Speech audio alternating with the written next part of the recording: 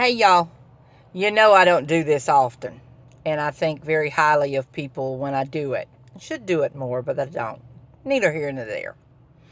There is a man running for Beaumont Independent School District that I have the greatest amount of respect for. I liked him before I read his story. I was waiting for my coffee and sandwich at Rayo's one day and downtown, and he was there, and we just started chatting. He's one of those people that are very approachable. He's very approachable. Just, do you know what I mean when someone has a twinkle in their eye? He's one of those people. And he's very interested in what you have to say. Even if what you have to say disagrees with what he believes, he has a unique way of making you feel like, even though you don't agree with him, that it's okay. Then I read his story. Oh, my word. Mr. Bernard was born and raised in a time in our country during segregation, and for a black person to be above a white person was simply unheard of.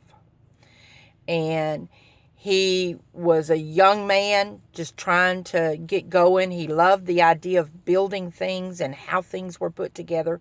But back then, there was not a lot of opportunity.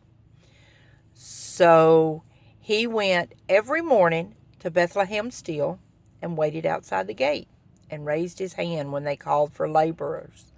Now, when y'all talk about laborers today, you don't have a clue what labor was back then. It was hard. It was backbreaking. And after 2 weeks, he got called to do a job. They brought him in. They hired him, and he went to work. He kept his good attitude about it because in his mind, this was a stepping stone. He had to support his family. This was a stepping stone. This was a direction he wanted to go. Even though the job he was doing was not the job he wanted to do, I assure you. Then after some time, he decided to start going to night classes at what was at that time Lamar Tech School. And he was taking night classes to be a draftsman.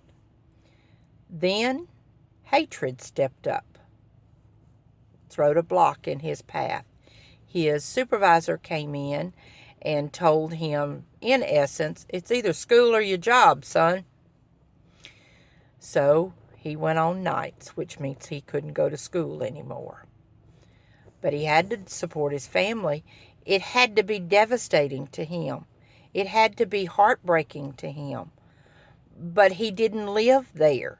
He moved on. And 6 months later, he was no longer on nights. He was back on the day crew.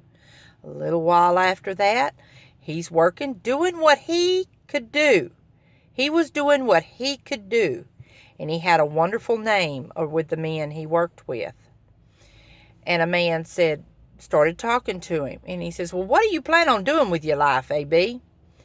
And he told him he wanted to be a draftsman. He says, well, what are you doing? And he seriously had reservations about telling the man, but he did. He said, well, I was going to school to be a draftsman. He said, well, why'd you quit? Again, very hesitant to tell him because the last time he did that, he almost lost his job. So he told them. The man says, well, that won't do. You come on, finish what you're doing and you come on up to the office.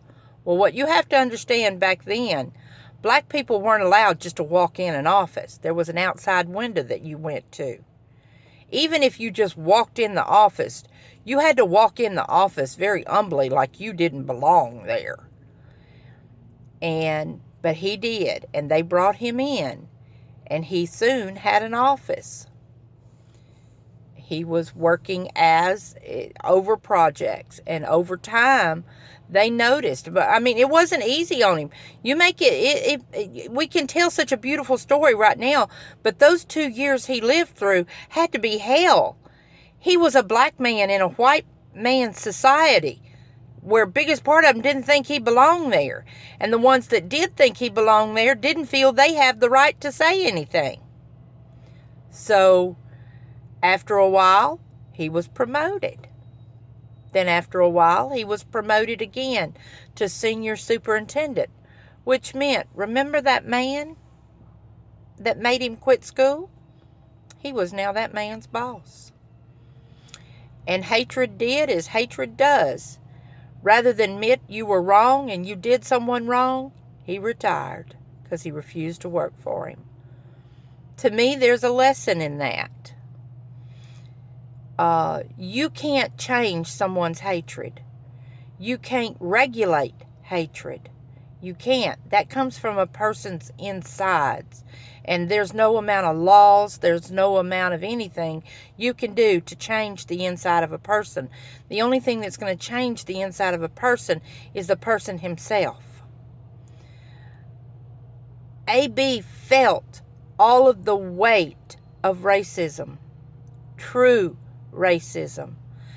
AB felt all of the weight of having his dreams set back and set back and set back. But he didn't camp out and live there. He moved on. He moved toward his goal. This is without a doubt one of the most inspiring stories I've ever read. He went on with that company and went really high. And then he went on to start 2 extremely successful companies in Beaumont. Didn't know he was behind those. But he is now this man that believes everybody should be given a chance, regardless of their color, their social status, or who they are. They should be given an opportunity if they think they can do it. Is now in the opportunity. He's now asking once again for our vote to help our children become better people, to help BISD be the best it can be. To me, it's a no-brainer vote. A.B. Bernard needs to be voted back into the school district. Period. It's just a have to. It has to be done. So Beaumont, when you go to vote, and I think isn't it Jefferson County? Or whatever. Beaumont, when you go to vote, the upcoming election, look for A.B. Bernard's name on the school board list. Put your little check out next to it. And if y'all know me, you know I don't like telling people how to vote.